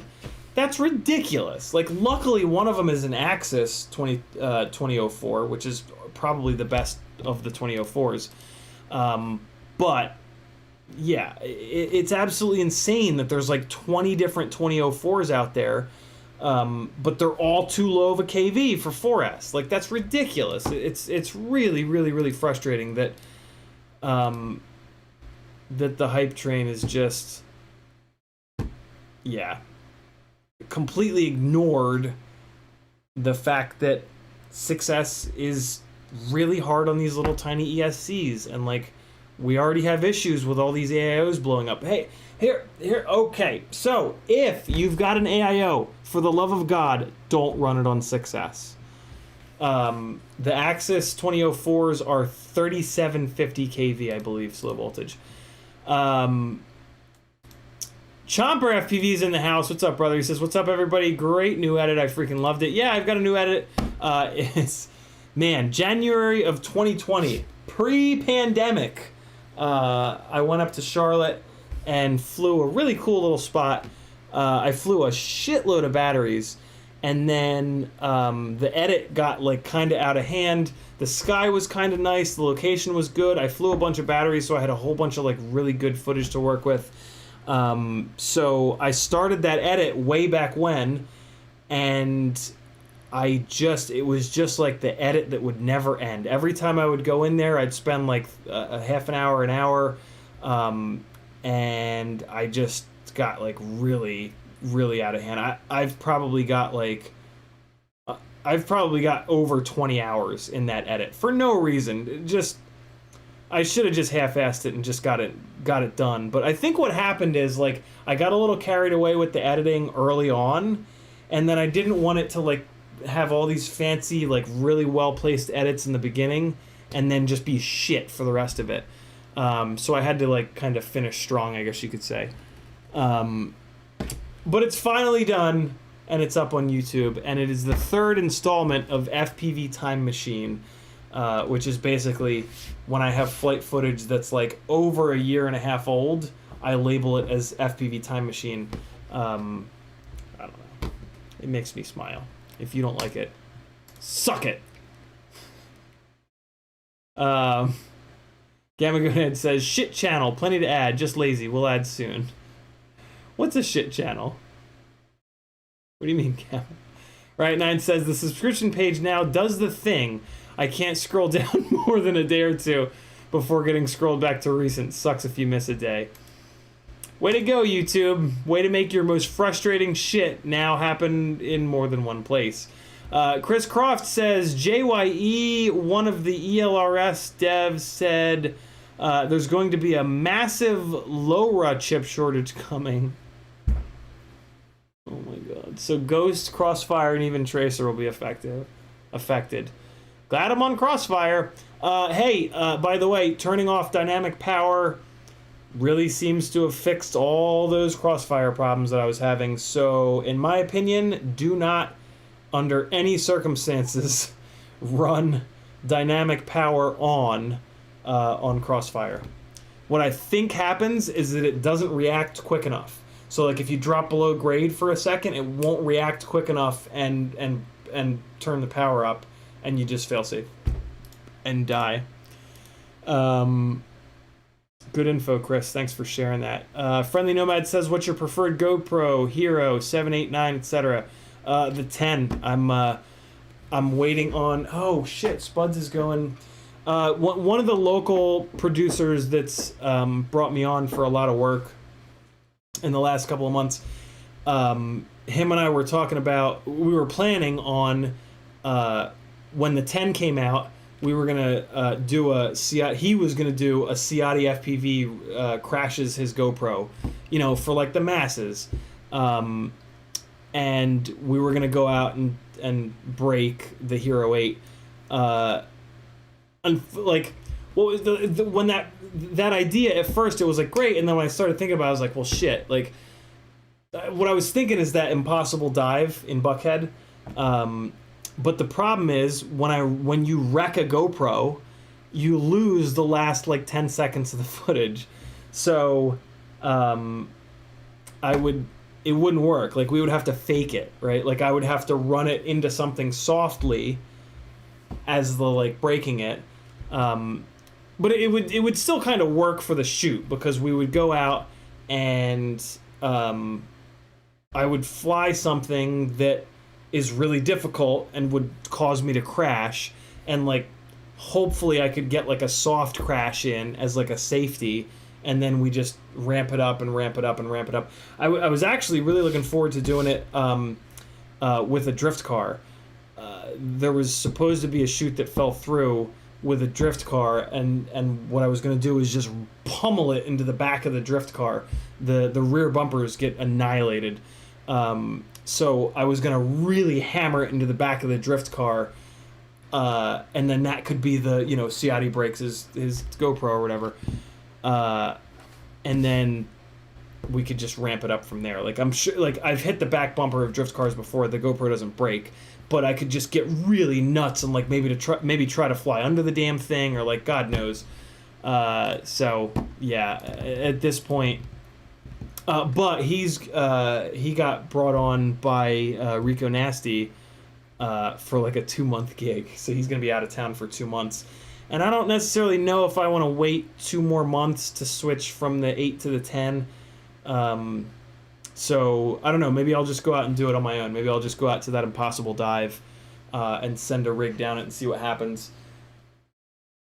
Maybe not though, because the problem with that impossible dive is when you fuck up, you fall, upwards of 40 stories to the concrete, and that tends to wreck everything on a quad. Like, both rigs that I've wrecked there, it grenaded the majority of the shit on, like, flight controller, ESC, VTX, frame, like multiple parts of the frame, like multiple arms, X plate, base plate, just, when you come down from heights like that on the concrete, it's a real mess.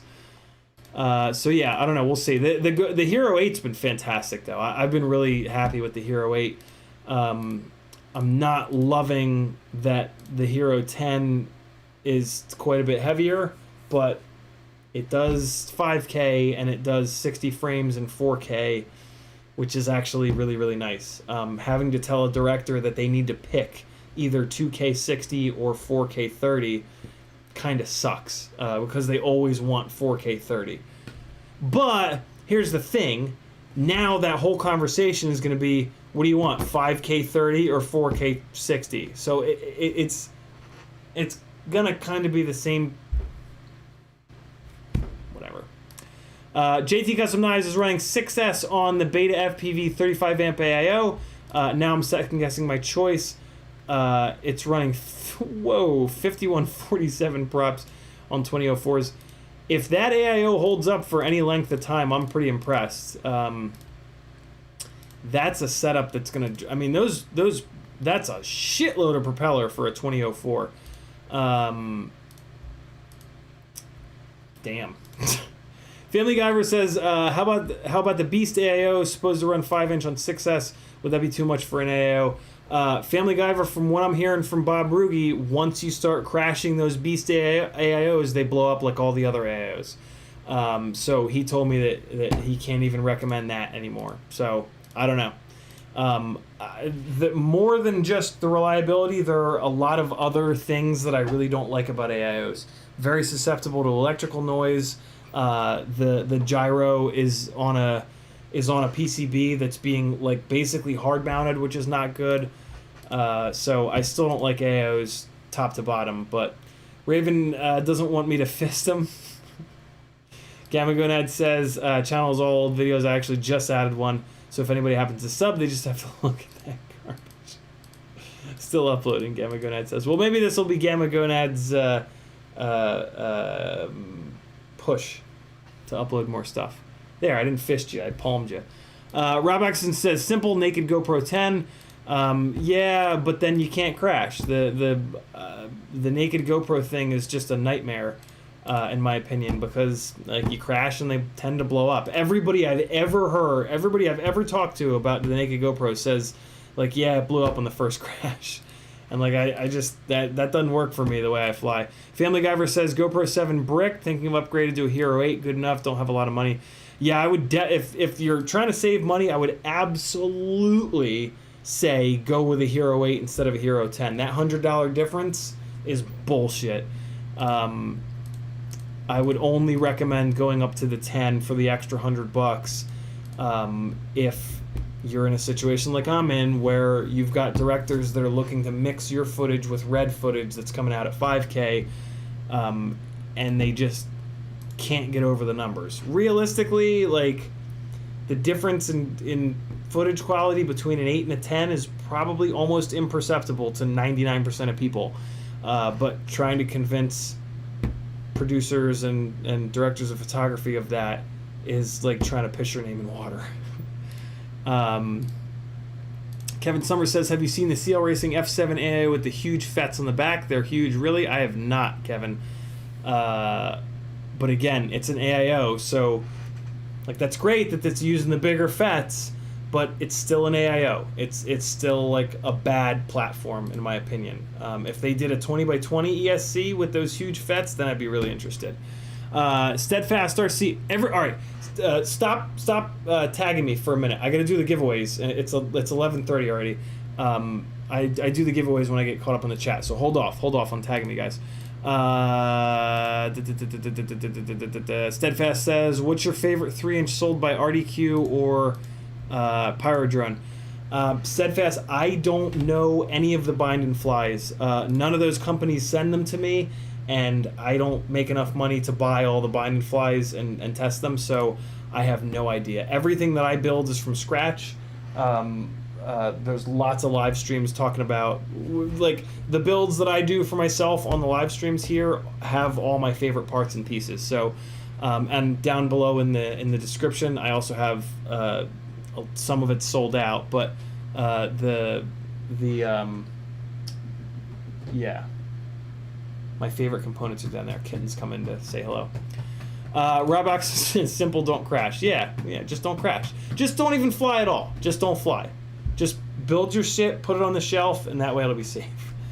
That's basically, when people say don't crash, that's the same thing to me. Like, we're all going to crash no matter what. Yeah, don't crash is just don't fly to me. Chris Croft says, what I hear people are having less issues with is the CL Racing F7 Whoop AIO V3 over the Beast AIO. So there's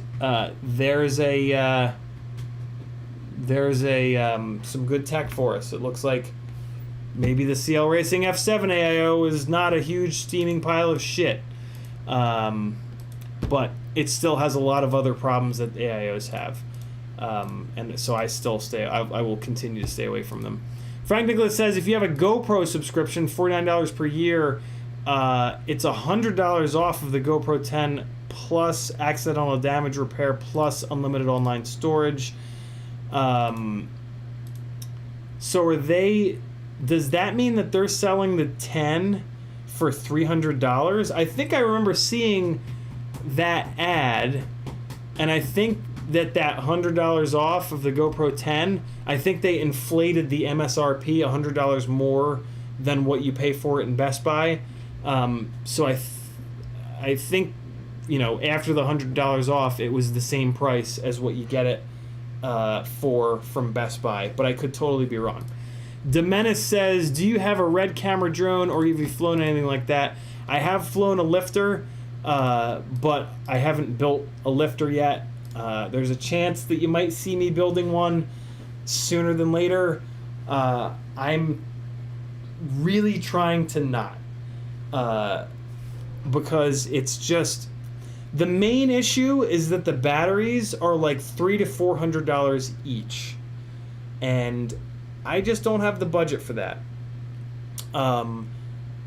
there's a shitload of other problems. Like, it's the other big problem is it's brand new. I really, really, really try not to be on that hype train with brand new shit, because you're the guinea pig. Like, you have to do all of the work, all of the R&D work, on your own, and that sucks. Like, that process really sucks. So, yeah, I'm really trying to stay GoPro based, but the gigs that you can get with the lifters pay roughly 3 times as much. So there's that. But yeah, I've flown them. They fly like big heavy rigs. Yeah. What are you doing? Whatever you're doing, stop it. Because I know it's not a good thing for you to be doing. Get out of here. Go away. Go away. EEDoc says, Full Send FPV has BQ Ripsqueak bind and flies. They do. They do. And they picked some good components. Unfortunately, they're putting AIOs in them. So I'm not really going to like endorse those builds. But it is a thing. Patrick says models are divided by 2 categories, the one that crashed and the one not yet crashed. Frank Nicholas says Best Buy GoPro Hero 10 $499, GoPro Hero 10 with the 1-year subscription $399.98. Wow, GoPro is selling the 10 for $500. What the fuck? That's too much money for a GoPro. All right, I am not getting a Hero. Although I do have the oh, but I can't get it from... All right, so here's the deal with GoPro's accidental damage protection, because I have used it before. It's a fucking nightmare. It takes a long time. You're looking at like not having a GoPro for roughly about 2 months, realistically. You're taking pictures of stuff. You're sending shit back and forth. You gotta... Their interface is kind of awful. So, yeah, they did cover it. Like, they did. They covered 2 blown up Session 5s, but it was a nightmare. But, I don't know, saving $100... Yeah, I don't know. There is a deductible. You do have to pay a deductible. Same thing with the Best Buy Geek Squad. I would rather pay $100 extra from Best Buy and have the Geek Squad protection. Mainly because a lot of times when I go in to get a fresh GoPro, they give me like $3 back. And I'm like, okay. Whereas with the GoPro damage protection plan, you're gonna pay like $50 or $60, I think it is, for the deductible. So after you've broken 1 or 2 GoPros, that $100 that you saved is out the window. And you've wasted a shitload of time dealing with their ridiculous exchange program. So yeah, I would rather pay $500 from Best Buy. But if you don't think you're ever gonna crash, you can save $100. And yeah, they will cover it. They will eventually send you a refurbished replacement GoPro. So yeah. Not too bad. I was not impressed though. I was frustrated both times I had to do it, and I actually need to cancel it. I hope no, not GoPro Labs, just GoPro. Yeah, I needed to cancel mine because I only got it to try to suck up as many. I got their monthly thing because at the time they had some Session 5s in stock. That they were sending out as replacements. And I got one, and then I blew up another Session 5, and they said, we don't have any left. We're going to send you a Hero 6. And I was like, And I still haven't used the Hero 6. It's just sitting. But I'm going to rip it apart at some point and do a naked Hero 6 with it. Rob Axelson says, is that a glide you're working on? It's always a glide I'm working on, Rob. Gamma Gonad says, people can look at the newest video if they want. It's a really cool video for off-grid cabin, half 95x, half 5-inch, all films to go to, not copyright free. Very cool, Gamma. Do more, brother. Do more edits. The FPV community needs more edits. We're in an edit lull at the moment. Frank Nicholas says $100 for Geek Squad protection is per GoPro you purchase. GoPro protection plan covers all your GoPros. That's true. That is very true. Yep. Most people only have like one GoPro, but yeah, if you have a whole bunch of GoPros, I mean, the problem though is that the GoPro protection plan only covers 2 per year. So like, yes, it covers all your GoPros, but for me, 2 per year is like way too few. I got through that in like less than a month. Rob Oxen says, same glide you're working on. It is, Rob. Yep, it is. I've been super busy. I'm caught up in the chat. That means it's time for giveaways. We're not going to do any work on the glide tonight, but whatever. I will take that out of the title, and I will change the title to focal.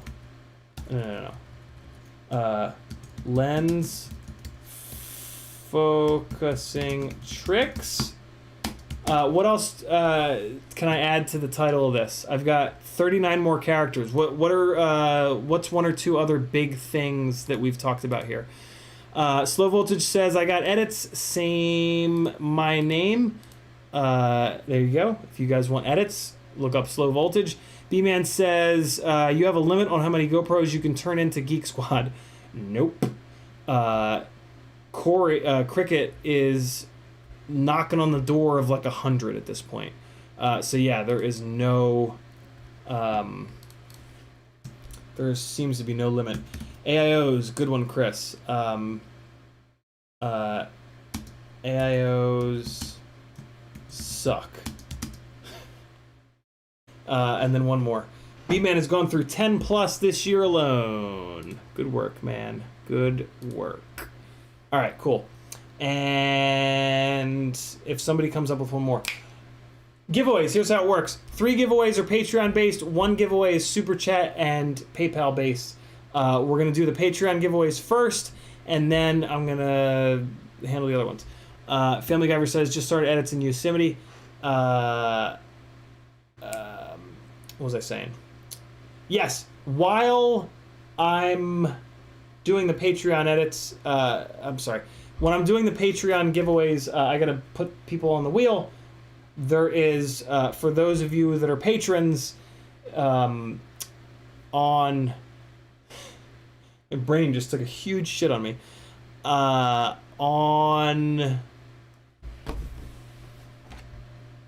When you join my Patreon for as little as $3 a month, you get access to the Discord channel. On that Discord channel, your full access, you're going to be able to get into a text channel called Edits, Video Edits, something like that.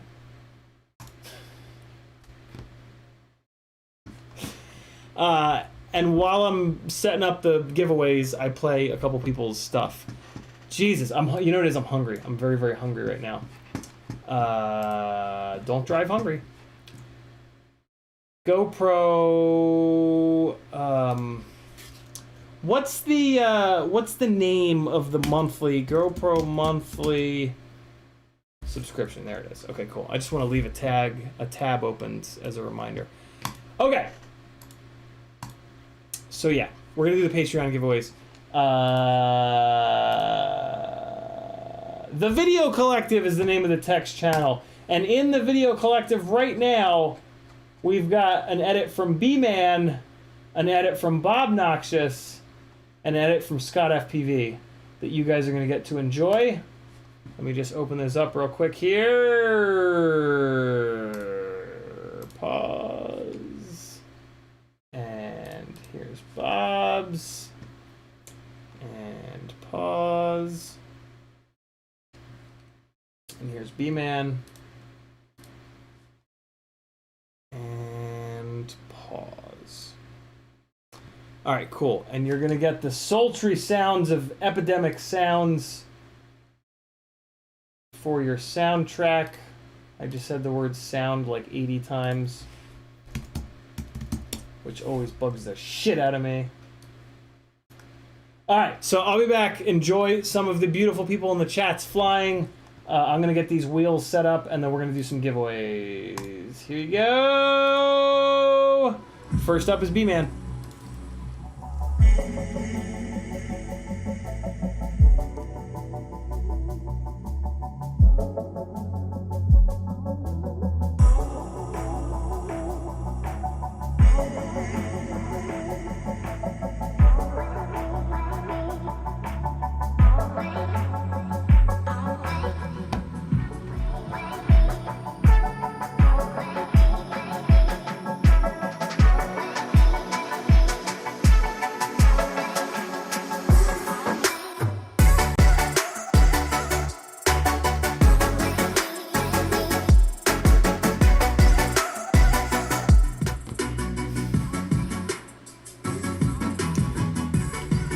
I'll say this.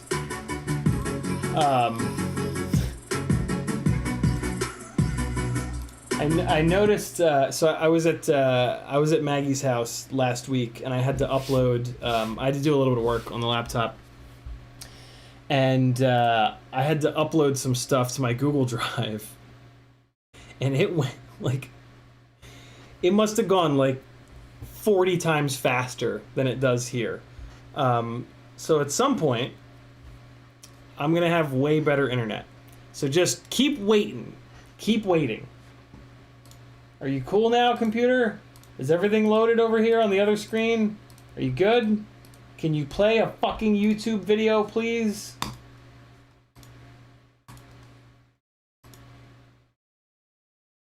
Let's try again.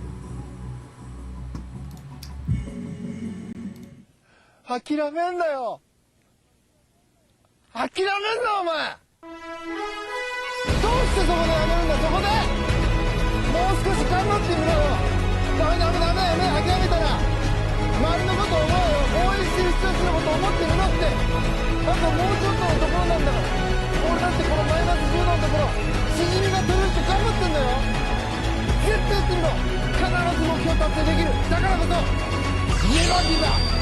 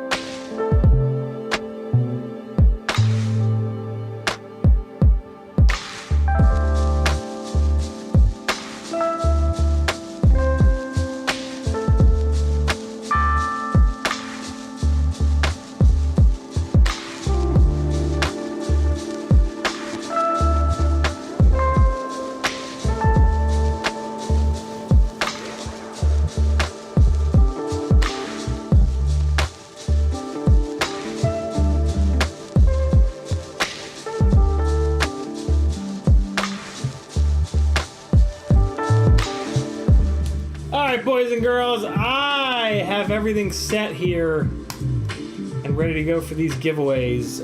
Drop those links in there. Go check those fellas out. Watch the rest of those videos. You know you want to see when that leaf comes off of Bob Noxious. I love when leaves stick to the camera and I have like just enough to fly out of.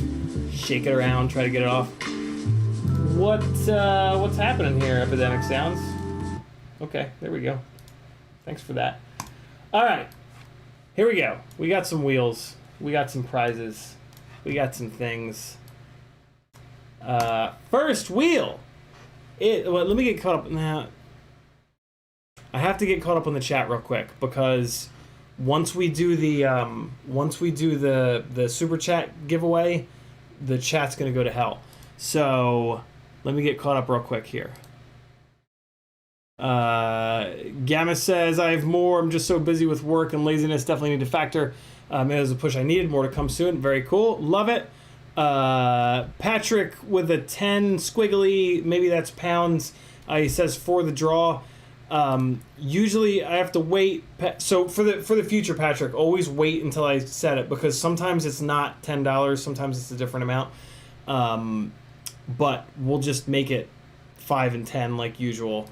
But yeah, wait until I say like now, basically.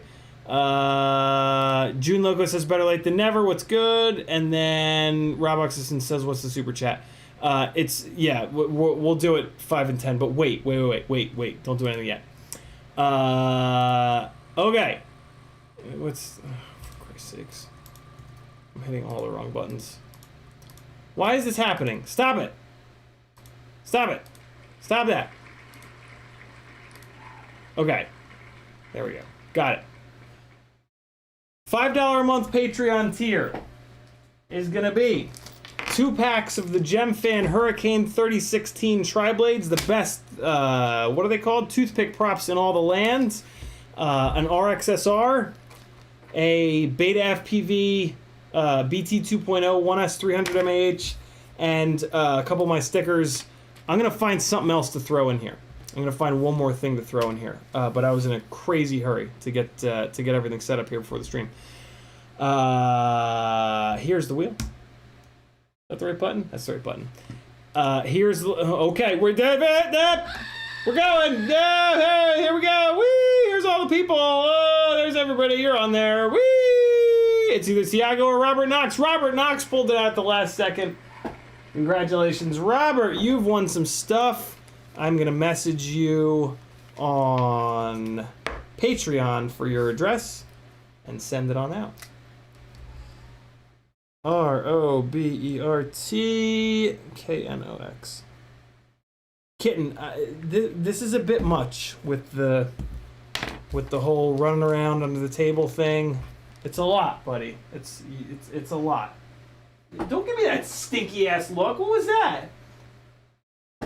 Look at this. Look at this face. Look at this face he has right now. Look at it. Look how mean he looks.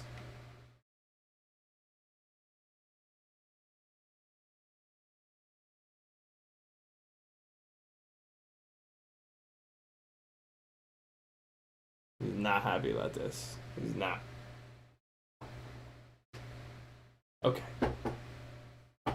Go away now. Alright, hold on. Be right back. I'm allergic to cats. I have to do this. It's a requirement. It's in my contract. It was just all over my hands. What's in my pocket? Nothing. Congratulations, Robert Knox! $10 a month tier is the Micro Brushless and Cinewoop tier. And this is going to be a QAVS mini frame. And I want to say this is the 4-inch? Take a quick look. Yes, this is the 4-inch. 4-inch QAVS mini. Arguably the best 4-inch frame around. Yeah, I don't know. You could definitely argue that point. But a really good frame nonetheless. And there is a set of these. Why do I have a second set of the standoffs in the TPU? That's odd. Anybody with a QAVS Mini need a set of the standoffs and TPU? It's got a little TPU.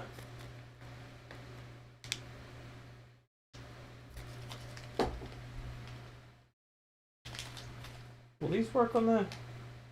No, they won't work. Yeah, I got you if you need them. I don't know why I have an extra one. Let's see who wins this. Wheel of names, this button, that button, scroll. Here's everybody on the wheel. You guys can pause and rewind. That's why I'm gonna go so fast. There you go.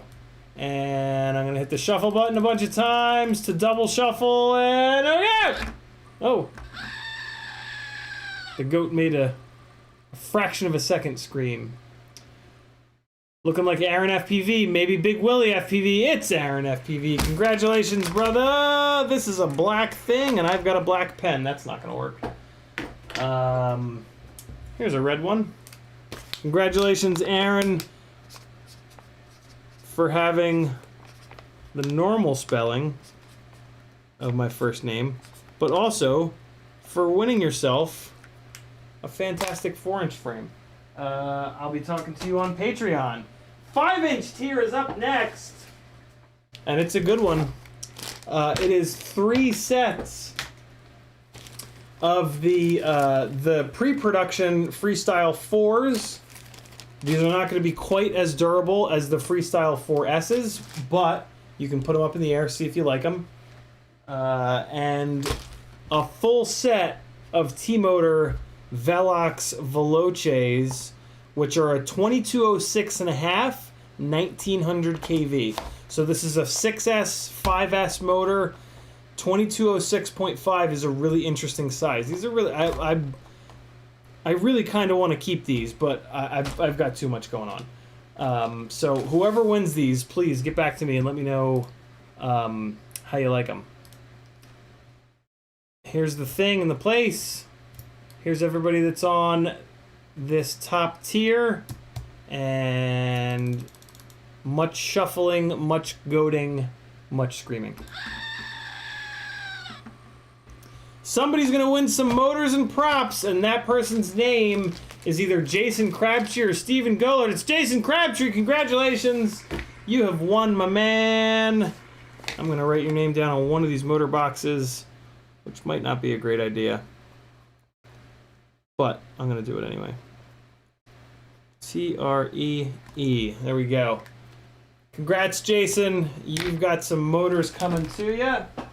I will be in touch over on Patreon. Now for the Super Chat giveaway. This is a CiottiFPV t-shirt as purchased for you by Remy Tim of FPVmentor.com.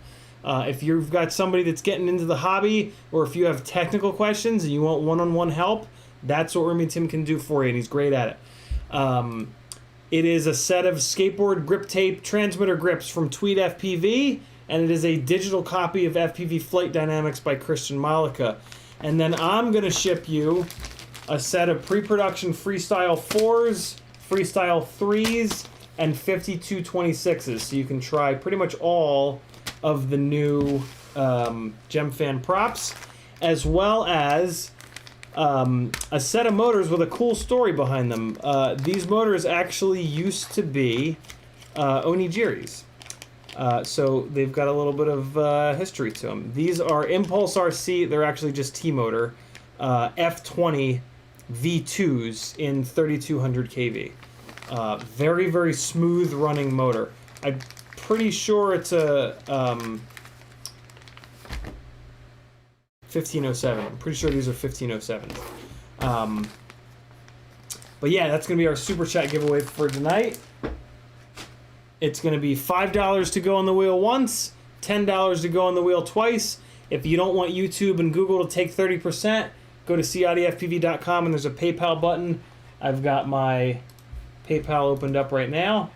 I'm sorry, my email opened up right now. And I'm also going to open up a PayPal window. Actually, no, email works better. In the email, whatever, you know what to do. So I'm going to put Patrick on here first, because he sent 10 squiggly lines and said, for the draw. Get some spaces put in here, and I'm going to get caught up on the chat too now. Don't you dare, Rob.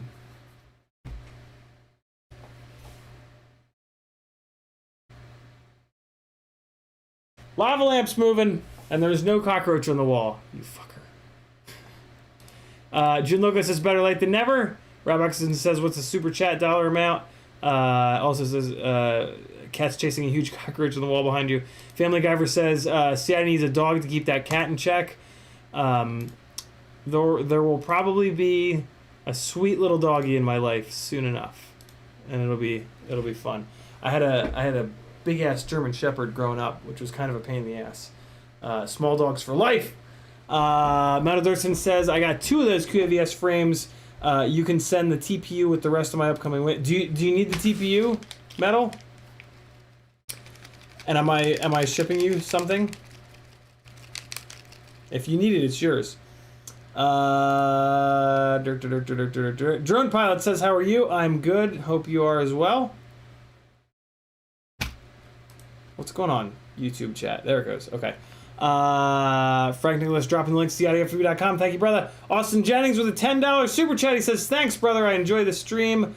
I enjoy you supporting the stream, Austin. You are going on the wheel 2 times. I have the wrong camera on. That's the one that I want to have on. There we go. Okay, cool. Awesome. Yeah, we're good, Austin. Cool. And let me get my email in front of me here. Okay. We've got a $10 PayPal from Julian Helt. If you want me to put your YouTube names on here, you got to leave that in the super chat. Otherwise, your real human names are going to go up here. I know some people don't like that, but Julian Helt says, "Draw, cowboy." Frank Nicholas with a $10 super chat. Oh, hey, if the person that wins, how about this? Do any of you guys wear medium t-shirts? Tag me in the chat if you wear a medium t-shirt. Frank Nicholas with a $10 super chat. He says, only interested in the t-shirt. Digital book code, reroll for the rest. Thank you very much, Frank. You go on the wheel 2 times. Beldartskin with a $10 super chat. He's going on the wheel twice. He says, FPV and I are taking some time apart to figure stuff out. Depression and I are buying a house together. She's moving in. Metal, I think you're in the Facebook group. If you're not, definitely join it. We might be able to help you out. Lots of good stuff in there. We're here for you, man. Yeah, I know it. I know what you're going through, brother. It sucks balls. But you can get through it. It's going to be all right. I promise. I promise. JVFPV wears extra medium. What's extra medium? Is that large? If you guys wear medium t-shirts, message me on Instagram or Facebook at CiottiFPV. And yeah, I have 4 medium t-shirts that need homes. And I keep trying to give them away in these, but nobody ever wears a medium. Chuck King FPV is getting in on the chat. The chat, Jesus Christ. The giveaway with a $10 super chat. He wears a medium. Yeah, message me, guys. If you wear a medium, message me. There's probably only a couple of you. You can probably all get one of these shirts. There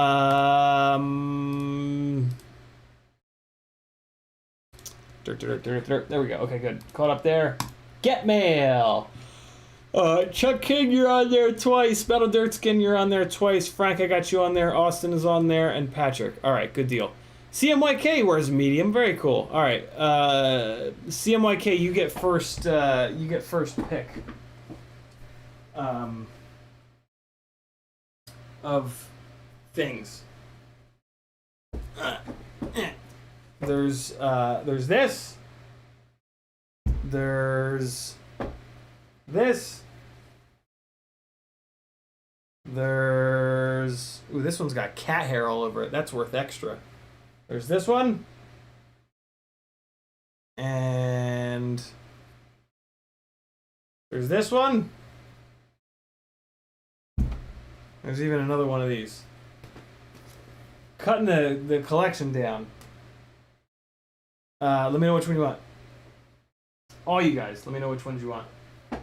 That are medium. Put it in when you message me. Put it in there. Family Guyver says for your first bag of puppy food. Thank you, Family Guyver. I'm gonna put you on the wheel whether you like it or not because you sent $5 in the right time.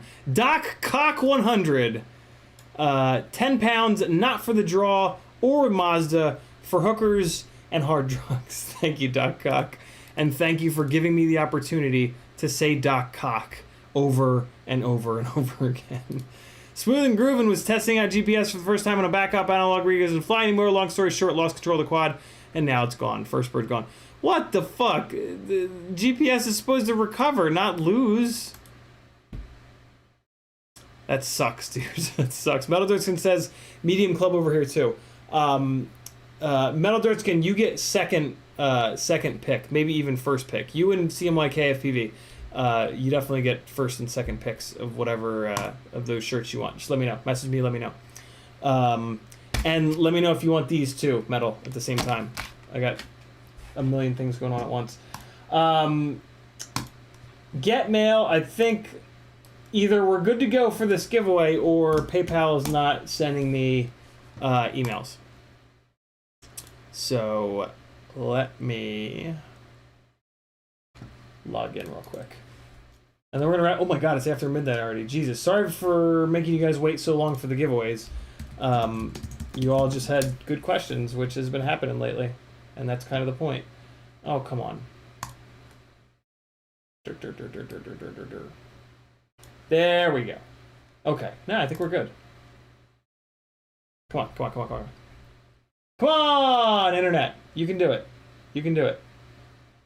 Oh man, that is a good fucking invoice that I sent out. Ooh. I got my never mind. Never mind. Patrons will talk about it. I got Frank. Got Julian. All right, we're good to go. We're gonna get this rolling here because it's after midnight, and I think all the folks that want to enter have entered. So here we go for a bunch of stuff. Austin Jennings says, "Don't apologize for giving us free shit." Rob Oxon says, "The crap strap is making little progress. Don't walk away from a challenge." Nice. All right, cool. I think I'm good. Medium club, testing out GPS. All right, here we go. This button, somebody's going some stuff. That person's name is going to be...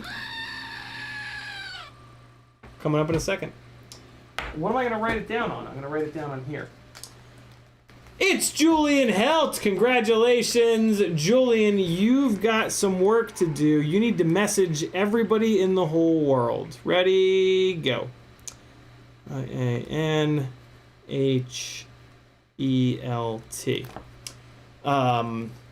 Here's what you need to do, Julian. You need to message Remy Tim. You can get him over at fpvmentor.com. That'll drive to his link tree. You're going to message him what size shirt you are, which of my shirts you want the design of, what color you want, your address, and he's going to order you one of my shirts from Teespring and have it shipped to your door.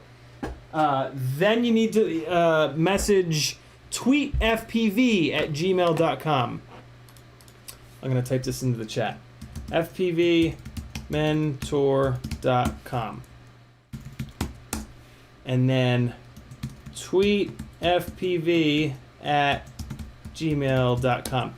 Same thing with tweet. You're going to tell them what transmitter you have, what color grips you want, your address, your email, all that good stuff. And then you're going to do the same thing with me. CiottiFPV on Instagram or Facebook. Hopefully Facebook. Give me your email, your address. Give me like a little reminder of what you want if you don't mind. And I'll ship you your stuff. That's all I need, right? Email address, physical address, your name. I have your human name on here, so that's good. And yeah, send you some shit. Congrats, people. Chuck King says, forgot to shuffle names. Yeah, but I mean, it shuffles them. It shuffles. It's random, so I only do that as a double. This wheel has worked way better than the other wheel. We only had one instance of this wheel hitting the same person a couple times in a row, and I mean, eventually that is going to happen. That's how randomness works. I spelled mentor wrong. Great. Oh yeah, I did. You guys can fix it. You guys got it. JV says, cool, I got it. This is the real Julian Helt. Nice. JVFPV. Okay. Hey, it's after 12 o'clock. My job here is done. Thanks for hanging out. We, as usual, got nothing done on this. I'm going to probably work on this tomorrow if this cat does not stop this under the desk thing. Last two comments of the night. Doc Cock 100 says, Caddx are selling DJI camera Vista Originals, and it's on its own at the moment. Got it. Thank you, Doc Cock, for letting me say your name again and again. Carbon Cage with the last comment of the night with, what did I win this time? Pulling for you, Cages. Pulling for you. You're going to kill me on shipping, but it's worth it. Thanks for hanging out, friends. I love every single one of you. Lots of crazy shit going on. So glad that you've come along for the ride with me. You guys are going to see some shit in the rest of this year and rolling into next year. Some really, really crazy shit is happening. So stay tuned. Lots more to come. Thanks for hanging out. June Logo says, will you ever do a 24-hour live stream again? I will not. 12 hours is my max. I'm too old to do the 24-hour thing. Also, my voice goes after a couple hours, and it's just really hard. I will do another 12-hour. I'll probably do 12 hours of Christmas like I did last year. But yeah, I'll never do another 24-hour. It's just too much. That put me in like a depressive spiral for weeks afterwards. It was not great. CiottiFPV says, does anyone else feel special when Ciotti plays your video? Rob Oxison says, HD0 cameras are being released tomorrow. Matthew Vega says, thanks. Thank you, Matthew. Family Giver says, good night. Have a good one. Carbon Cage says, love ya. Riot 9 says, what are you wearing this Halloween? I actually have not decided yet. Maggie and I will probably do something like couple themed because we're gross. But, you know, that's what happens when you're falling in love. Am I right? All right, friends, here comes some flying with some epidemic sounds. And I will see you Wednesday night. Flow Cube, where's that? I'm gonna play you the April 4th Flow Cube. Maybe it's me flying good, maybe it's me crashing into a tree for 10 minutes. Oh, this spot, this is a fun spot. This one. Nope. This one. Nope. Nope. What? It's gotta be this one. Oh god. Oh boy. Beat up ass 50. Oh hey! Oh hey! Watch your mouth, young man. Here you guys go. See you Wednesday. Later!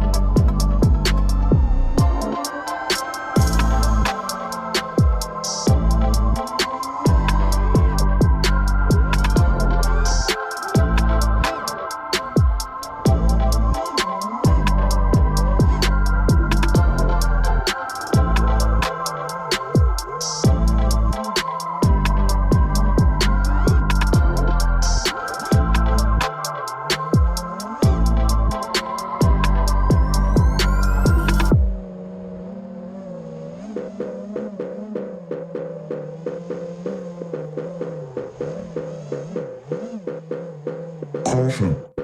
Contents hot. The lens is fine, of course. I knew I should have Caution. going. Contents hot. Caution.